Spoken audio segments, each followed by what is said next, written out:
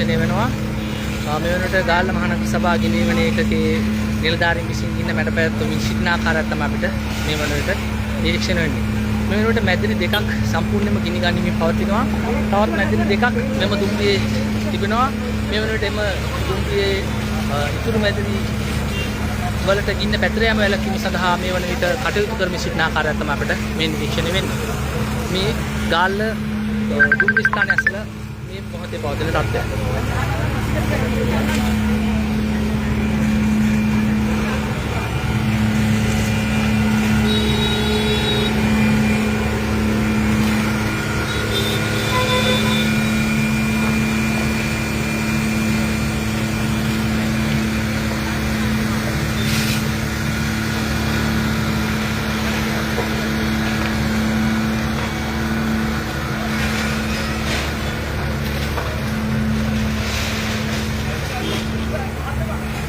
මේ වන විට මෙම ස්ථානයේ පවතින තත්ත්වය තමයි ඔබ මේ දකින්නේ.